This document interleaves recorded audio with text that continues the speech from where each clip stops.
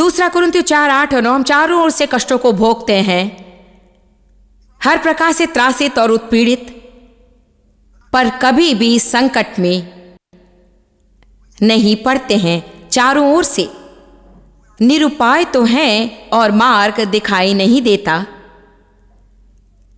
पर हम निराश बिल्कुल नहीं होते। निराश शब्द का अर्थ है बिना किसी आशा के, बिल्कुल आशा रहित, चारों ओर से हताश, ना कोई सहारा और ना कोई किनारा। पौलुस ने कहा कि उन्हें मार्ग दिखाई नहीं देता, पर उसने ये नहीं कहा कि मार्ग नहीं है। जब हमें मार्ग दिखाई नहीं देता, हमें याद रखना पड़ेगा कि यीशु ने वचन दिया था कि मैं मार्ग हूं। आमीन। वो मार्ग बनाता है, मार्ग वो खोलता है। इस्राएलियों को मार्ग दिखाई नहीं दिया था जब लाल समुद्र उनके सामने था और पीछे थी मिस्री सेना। सो प्रभु ने लाल समुद्र को दो भाग कर दिया, और वो आपके और मेरे लाल समुद्र को भी दो भाग कर देगा यदि हम आगे बढ़ते चले जाएं। आमीन।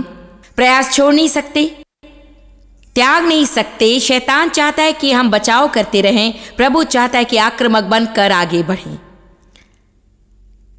शैतान द्वारा हाके हुए बहुत से लोग किसी कोने में विवशता में जीवन बिता देते हैं, मगर हमारी मनोवृत्ति ऐसी नहीं होनी चाहिए। कई साल पहले मैं किसी से बातें कर रही थी और उन्होंने पूछा मैं कैसी थी। फिर उन्हें मैंने समय देकर समझाया किस तरह मुझ पर चढ़ाई हो रही थी। जब वार्तालाप समाप्त हुआ और वे चले गए तो पवित्र आत्मा ने मेरे हृदय में कहा, यदि चढ़ाई तुम करती तो तुम पर चढ़ाई की संभावना ना होती। आप समझ रहे ना? तो हमें आक्रामक बनना चाहिए और आत्मा उग्र होनी चाहिए। हमारी अवस्था में सनसनी होनी चाहिए। हाल ही में शहर में एक पास्टर के लंच पर गई थी, क्योंकि मैं वहां एक संगोष्ठी करने गई थी और हम लंच के लिए समय से पहले पहुंचे। बहुत से पास्टर आए हुए थे वहां हमारे साथ काम करने, और लंच के बाद उन्हें मैंने प्रश्न पूछने दिया और उनमें से एक ने कहा, आज का यह अनुष्ठान महान है, ये लोगों में जागृति की सृष्टि कर रहा है और हम उत्तेजित हैं, मगर आपके चले जाने के बाद ये कैसे बनी रहेगी? तो मैंने कहा, देखिए, मुझे प्रतीति है कि बाइबल कहती है कि अपने को पवित्र आत्मा में जागृत करो। हमें इस मनोवृत्ति से पिंड छुड़ाना पड़ेगा कि कोई मेरे निकट आकर मुझे उत्तेजित करेगा। दाऊद ने कहा था, मैंने अपने को प्रोत्साहित किया प्रभु में। जब दाऊद को कोई प्रोत्साहन नहीं दे रहा था और वो गोलियत से लोहा लेने की तैयारी कर रहा था, वास्तव तो ये है कि ना केवल कोई उसे प्रोत्साहित नहीं दे रहा था, वे गले पड़कर उसकी हिम्मत तोड़ रहे थे। क्या ये भयानक बात नहीं कि जब आप परमेश्वर में विश्वास की हर मुमकिन कोशिश कर रहे हैं और लोग आकर कहते हैं कि ये सब थोड़े ही काम देने वाला है? दाऊद एक दानव से लड़ने को तैयार था और उसे लगा कि वो परमेश्वर और विश्वास से परिपूर्ण है, और उन्होंने कहा, तू तो बच्चा है, बहुत छोटा है, तू ये नहीं, तू वो नहीं, तू तो अभी बालक है। उसने अपने आप को प्रभु में प्रोत्साहित किया और उस भालू और सिंह को उसने याद किया जिन्हें उसने मार डाला था। उसने वे समय भी याद किए जब वो अकेला होता था और केवल वो और परमेश्वर होते, कोई स्वाभाविक सामग्रियां नहीं थी। देखिए, जब हम एक कोने में फंस जाते तो हम चारों ओर देखते कि हमारे पास क्या है। मेरे पास तो धन नहीं, इस क्षेत्र की कोई जानकारी भी नहीं है मेरे पास, पता नहीं मैं क्या करूंगी, मेरी मदद करने वाला भी कोई नहीं है। ये बहुत बड़ी बात है ना कि कोई भी आपकी मदद नहीं करने वाला है। मगर एक बात जानते हैं, आप और प्रभु अगर एक हो जाए तो और किसी की जरूरत ही नहीं प्रभु का काम करने के लिए। ये सोचना भी बंद कीजिए कि आपको कुछ लोग सदा यात्रा में हिम्मत दिलाते ही रहेंगे।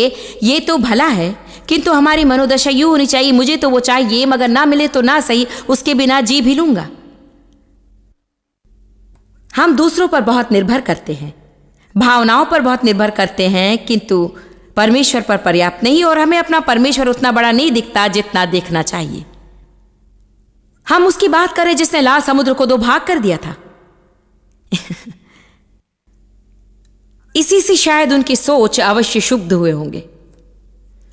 हम सदा जानना चाहते हैं कि प्रभु कैसे करेगा, किंतु अधिकांश समय हम समझ भी नहीं पाते कि वो करना क्या चाहता है। इसे समझना हमारे छोटे से सीमित मन के बस की बात नहीं। सो हम समझते हैं कि कोई मार्ग नहीं क्योंकि हमें दिखाई नहीं देता। परंतु पौलुस ने ऐसा नहीं सोचा। उसने कहा, देखो हमारी ये समस्याएं हैं, हम क्लेश तो भोगते हैं, हर तरफ से दबे हुए हैं, त्रासित और उत्पीड़ित हैं, हर प्रकार से हर प्रकार से। हमें मार्ग दिखाई नहीं देता, पर हम निराश बिल्कुल नहीं होते, प्रयास नहीं छोड़ते। सब कहें प्रयास नहीं छोड़ते। पद 9, हमारा पीछा करते हैं, हम सताए जाते हैं। सब कहें सताए जाते हैं, अर्थात तंग किया जाना, शैतान से त्रासित होना, या जिस किसी के माध्यम से वो काम करे। क्या कोई त्रास देने वाला आपके जीवन में है?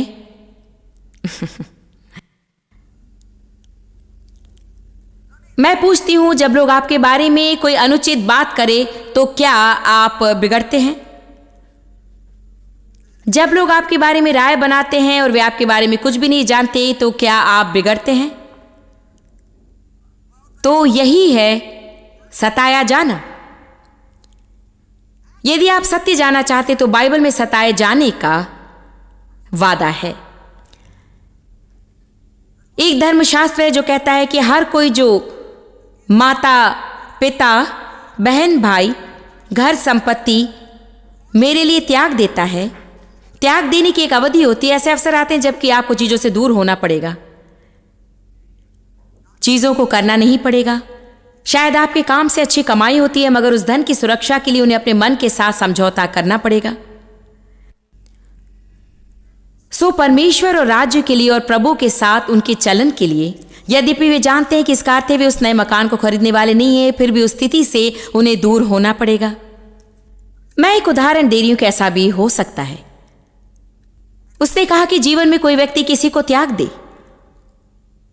और उसके साथ फिर कोई संबंध ना रखे, क्योंकि उससे परमेश्वर के साथ रिश्ता विषाक्त हो जाता है, चाहे मां हो, पिता, बहन या भाई हो।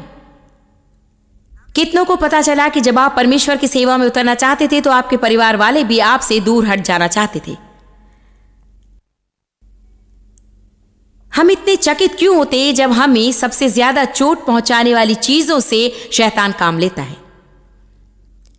वो यदि ऐसी चीज का इस्तेमाल करे जिससे हमें सरोकार नहीं तो हमें कष्ट नहीं होगा। वो सताए जाना नहीं कहलाएगा, वो उत्पीड़न नहीं कहलाएगा। सो उसे ऐसी चीज लेनी पड़ेगी जिससे कि हमें मार्मिक कष्ट होगा। परंतु बाइबल वचन देती है कि जो व्यक्ति उस काम से अपने को हटा ले ताकि विवेक के विरुद्ध उसे पाप ना करना पड़े। आप में से कितने जानते कि संसार हमें देखकर हर दिशा से चीख रहा है, समझौता करो, समझौता करो, समझौता करो। अब भी वही संदेश जो शैतान ने यीशु को दिया था जब यीशु की जंगल में परीक्षा हो रही थी 40 दिन और 40 रात। यदि तू मुझे एक बार गिर कर प्रणाम करे तो मैं ये सारे राज्य उनकी महिमा सहित तुझे दे दूंगा। कितनी बार शैतान चीख चीख कर हमसे कहता, जरा सा समझौता इसमें कर लो, मैं तुम्हें ज्यादा पैसे दूंगा, या तुम्हें यह ऊंची पदवी दूंगा, ये कर दूंगा, या फिर तुम्हारे लिए वो कर दूंगा। कम ऑन, ये मत कहिए आपके साथ ऐसा नहीं होता। कितनों को अपनी नौकरी में ऐसी बातों से पाला पड़ता है। ऐसे अवसर आते होंगे जब आपको शायद कुछ त्याग करना पड़ जाए परमेश्वर से रिश्ता बनाए रखने के लिए। हम इसे सुनना नहीं चाहते क्योंकि हमें त्याग करने में कोई खास दिलचस्पी नहीं है। अब तो अधिकांश लोग ये सुनना चाहते हैं कि कोई चीज मिल कैसे जाए, ना कि कोई चीज त्यागी कैसे जाए। जो कोई माता, पिता, बहन, भाई, मकान, जायदाद को मेरे लिए त्याग देगा वो इसी जीवन में 100 गुना ज्यादा पावना पाएगा, उत्पीड़न सहित। अब मैं अपने जीवन में इसे अनुभव कर रही हूं। अब हम जो कर रहे हैं उस काम के लिए हमने आरंभ में बहुत कुछ त्याग दिया था। डेव जितना ऊंचा वेतन देने वाली नौकरी मैंने छोड़ दी और गैरेज सेल से अपने कपड़ों के लिए परमेश्वर के भरोसे रहना पड़ा। और मैं समृद्धि का प्रचार कर रही थी। मुझे याद है जब मैं होटल में भी नहीं ठहर सकती थी क्योंकि हमारे पास पैसे नहीं थे। प्रचार करने के बाद हम मैकडॉनल्ड्स पार्किंग में सोया करते थे। मुझे याद है जब हमारा पहला वैन आया था, घिसा पिटा टायर और चक्कों में जंग लगा था। हम उनमें से गुजरते हैं और ये बुरी बात भी नहीं कि हम उसमें से गुजरते हैं, क्योंकि हमारे लिए प्रमाणित होने का आधार है क्या हम परमेश्वर की सेवा कर सकेंगे उसके साथ शर्तों को जोड़े बिना। क्या हमारे हृदय सही है? क्या हमारे उद्देश्य शुद्ध हैं? सो हम त्याग के मौसम से गुजरे, परिवार खो दिया। उन्हें यूं नहीं खोया कि वे रहे नहीं, मगर उन्होंने हमसे कोई संबंध नहीं रखा। हमने मित्र खो दिया, अर्थात उन्होंने कहा हम आगे से तुम्हारे मित्र नहीं होंगे तुम यदि इसे करोगे। मैंने जब आरंभ किया था तब स्त्रियां प्रचार नहीं करती थी। यह मेरी संस्कृति में लोकप्रिय बात नहीं थी। दुष्ट आत्माओं को निकालना लोकप्रिय नहीं था। रोगी पर हाथ रखना लोकप्रिय नहीं था। परमेश्वर की प्रचंड सेवा में रहना लोकप्रिय बात नहीं थी। रविवार को चर्च जाना लोकप्रिय था, मगर जहां परमेश्वर के साथ आपके रिश्ते से आपका जीवन प्रभावित होता और आप उस पर चलने लगते, ये लोकप्रिय नहीं था। आइए, आज मैं किसी से बातें कर रही हूं। हम लोग चर्च जाकर वहां बैठ सकते हैं। बहुत से लोग चर्चों में बैठे होते हैं जो मसीही नहीं है। मैं सदा कहती हूं मैं एक गैरेज में दिन भर बैठी रह सकती हूं, इससे मैं कार तो नहीं बन जाती। आमीन।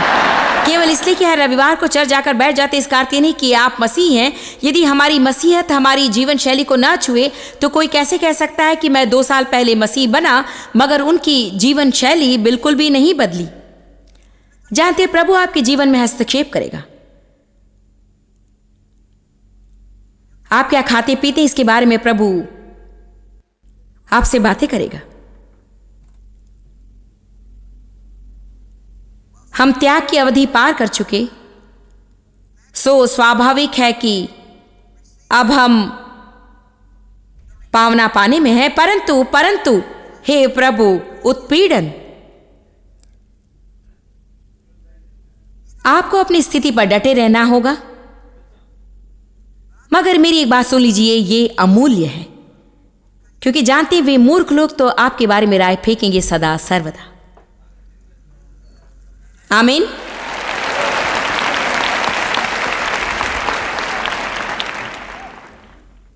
सताए तो जाते हैं पर त्यागे नहीं जाते। प्रभु का धन्यवाद, हम कभी अकेले नहीं, क्योंकि उसने कहा था मैं तुम्हें कभी नहीं छोड़ूंगा ना कभी तजूंगा। गिराए तो जाते हैं पर कभी निकाले नहीं जाते।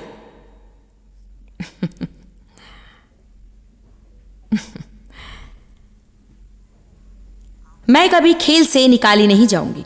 मैं शायद जय प्राप्त ना करूं मगर मैं खेल में रहूंगी। निकाले नहीं जाते पर नाश नहीं होते। लूका 6:35।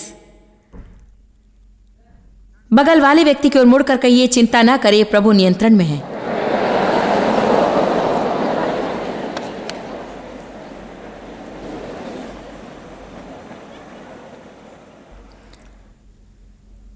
अब हम लोग उस धर्मशास्त्र को पढ़ने वाले हैं जिसे जीवन में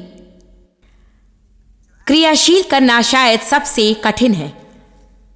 जानते हैं कि कुछों को पढ़कर आमीन कहना आसान है, उनकी अपेक्षा जो घर लौटकर उन्हें क्रियाशील करते हैं। शत्रुओं से प्रेम रखो।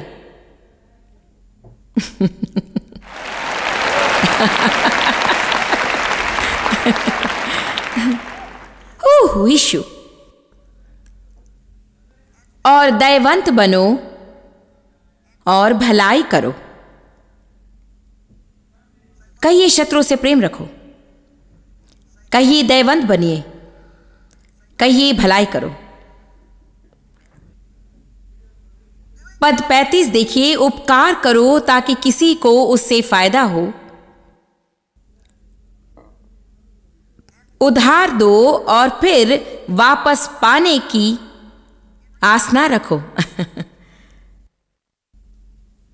और ये न समझो कि कुछ खो गया। अन्य शब्दों में आप यूं ना सोचिए कि मैं लुट गया, ठग लिया गया, मैं हर किसी को देता हूं और कोई मेरे लिए कुछ नहीं करता। जिस मनोदशा से हम ये सब करते हैं वो महत्वपूर्ण है। मैं शत्रुओं के लिए प्रार्थना करती हूं क्योंकि ये महत्वपूर्ण है। शत्रुओं के लिए प्रार्थना करनी चाहिए आशीष के लिए, उनके लिए प्रार्थना करनी चाहिए प्रकाशन के लिए। कभी कभी प्रभु किसी दया के कर्म के लिए आपको प्रेरित करेगा, किसी ऐसे को कृपा दर्शाएगा जो आपको चोट पहुंचा रहा हो, मगर यह धर्मशास्त्र नहीं कहता कि उसके लिए होना चाहिए जो आपके विरुद्ध आ रहा हो। बस इतना ही कहता है कि दयावंत बनो और किसी की भलाई करो। जब हमें चोट लग रही हो तब किसी के लिए आशीष बनने से उत्तम हमारे जीवन में और क्या हो सकता है। इसे आपको समझना पड़ेगा। यदि आप कुछ नहीं समझ पाते ये तो आपको समझना ही पड़ेगा। सबसे कठिन और अस्वाभाविक बात यह है कि आप किसी के लिए आशीष बने जब आपके हृदय पर छुरी चल रही हो।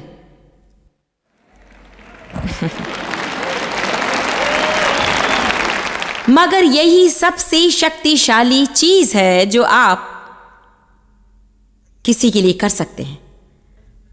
जब आपको चोट लग रही हो तभी हमें सीखना है कि सही कर्म कैसे करना है जब हमें गलत लगे तो भी। क्या आपने मेरी बात सुनी? देखिए, भावनाओं का हम पर अधिक नियंत्रण रहता है। हमें सही कार्य करना सीखना चाहिए चाहे वो हमें गलत लगे तो भी।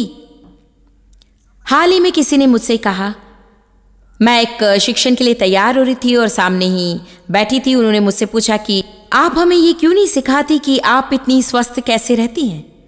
मैंने कहा, इसलिए कि मैं सबको सिखाने में व्यस्त हूं कि अस्वस्थ न रहें।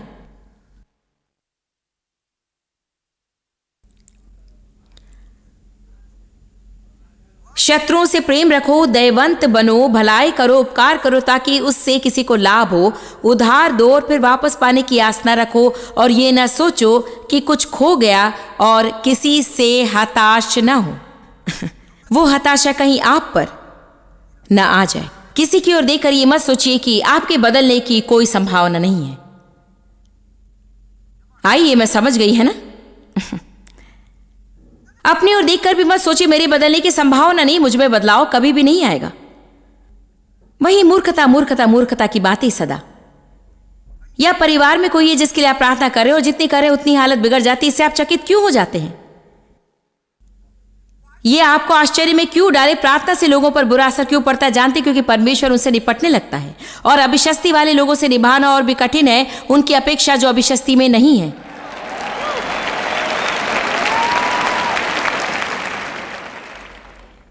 किंतु हम क्या करते हैं? प्रार्थना करने लगते हैं और बुरा असर, हम सोचते हैं ये काम नहीं करेगा, फिर हम छोड़ देते हैं। हमें सीखना है परमेश्वर की इच्छा का पता लगाना कि हम क्या करें ताकि हम जुट जाएं और करते रहे करते रहे करते रहे करते रहे करते रहे करते रहे जब तक कि आप शैतान को थका न दें।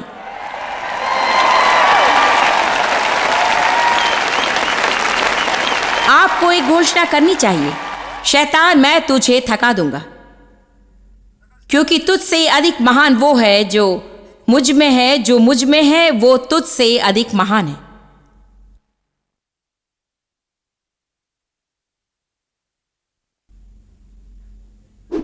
ये आसान तो नहीं है,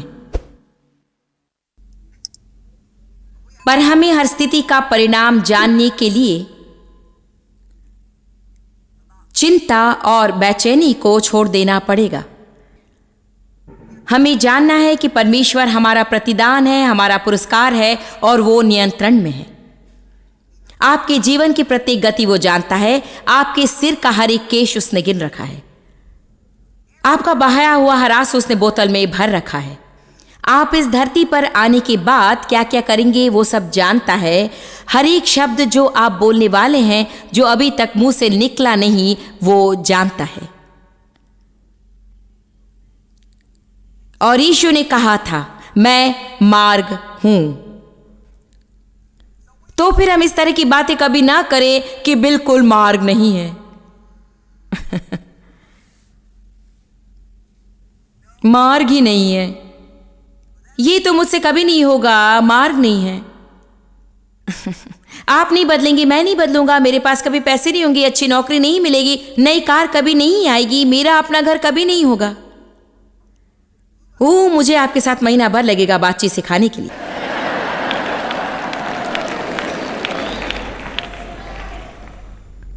आपको अपने बच्चों को जब वे बहुत छोटे हो तभी उनके शब्दों के प्रभाव को समझाना चाहिए। जब वे छोटे हो तभी आपको उन्हें सिखाना चाहिए कि वे लोगों को नहीं, प्रभु को खुश करने वाला बने और वो मनुष्य बने जिसके लिए प्रभु ने उन्हें रचा है। अगर हमें किसी ने ये बातें सिखाई होती तो आज हमारी जो ये समस्याएं हैं वे नहीं होती। फिलिपियो 4:6 में पढ़कर सुनाऊंगी, आप इसे परिचित हो गए। किसी बात की चिंता ना करें, परंतु हरेक में कहें, हरेक में कहें, हरेक में किसी बात की चिंता ना करें, परंतु हरेक में प्रार्थना द्वारा और धन्यवाद देने के द्वारा अपनी याचना को प्रभु तक अवश्य पहुंचाएं। जब आपके जीवन में समस्या हो तो उस पर अपना दिमाग लगाकर उसे जाने की कोशिश करना उतना आसान नहीं होता है। मैं इसे समझती हूं, लेकिन हमें आज को कल की चिंता को लेकर व्यर्थ नहीं गंवाना चाहिए। प्रभु हमें एक समय में एक दिन का अनुग्रह देता है। अनुग्रह प्रभु की शक्ति और सामर्थ्य जो हमें कार्य करने की क्षमता देता है। कल जो होने वाला है उसकी ओर दृष्टि रखने से समस्या यह है कि अभी तक उसके लिए हमें अनुग्रह नहीं मिला है। तो जब हम आगे दृष्टि रखते हैं तो सब कुछ हमें भला ही लगता है। अगर हमारी समस्या पहले से ही है और हम 2 हफ्ते आगे देखते हैं तो शैतान कहता है तब तक समस्या और बिगड़ जाएगी, और आपको लगता है और आप सोचने लगते हैं कि बिल्कुल भी मैं इसे बर्दाश्त नहीं कर सकती, और हम ज्यादा परेशान होने लगते। ओह, अब मैं क्या करूं? ओह, है ना? क्या हम अपने आप को सुझा हुआ नहीं पा सकते?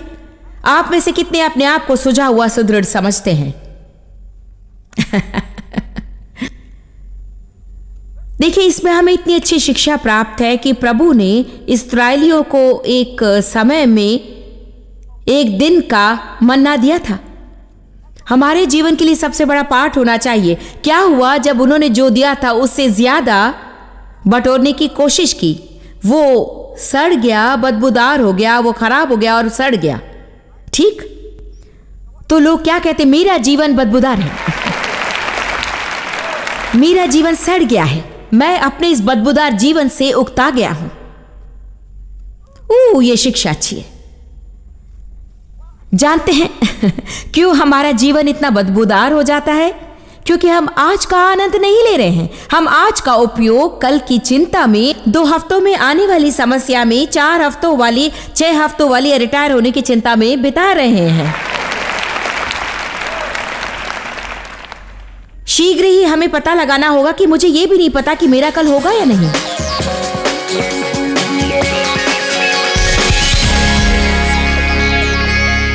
इस कार्यक्रम को समाप्त करती हुई मैं आपको एक बात की याद दिलाना चाहती हूं जो कि बहुत ही सीधी सादी है मगर बहुत ही शक्तिशाली है, जो आप कभी सुनेंगे। बात यह है कि परमेश्वर को आपसे बहुत प्रेम है। मैं उस स्त्री को कभी नहीं भूलूंगी जिसने एक दिन मेरे पास आकर कहा, जॉयस, एक दिन आपने टीवी के पर्दे की ओर उंगली उठाकर कहा था, प्रभु को आपसे प्रेम है। और उसने मेरे जीवन को बिल्कुल ही बदल दिया, क्योंकि मैंने इसे सुना नहीं था। हम लोग सोच लेते कि हर कोई इसे जानता है, मगर ये सच है कि हर कोई नहीं जानता कि प्रभु को उनसे प्रेम है। आप सोच सकते हैं कि उसे हर एक से प्रेम है, मगर आज मैं आपको बताती हूँ कि परमेश्वर आपसे प्रेम रखता है और बिना किसी शर्त के उसका प्रेम आपके किए पर आधारित नहीं है। आप गलतियां भी करें तो भी उसे प्रेम है। प्रभु प्रेम रखता है। मैं आपको प्रोत्साहित करूंगी कि ऊंची आवाज में अपने से इसे कहना शुरू करें, कम से कम दिन में 12 बार। आईने में अपनी ओर देखिए और जोर से बोलिए, प्रभु को मुझसे प्रेम है। जितना अधिक बोलेंगे, जितना अधिक ध्यान करेंगे, जितना अधिक सोचेंगे, उतना अधिक ये आपके जीवन की वास्तविकता बन जाएगा। आत्मविश्वास जागृत होगा और आप एक साहसी व्यक्ति बनेंगे जो आप कभी भी नहीं थे। समाप्ति के साथ एक बार फिर, प्रभु को आपसे प्रेम है। सब्सक्राइब दबाएं, लाइक करें, कमेंट लिखें और इस आशीष को शेयर कर दें।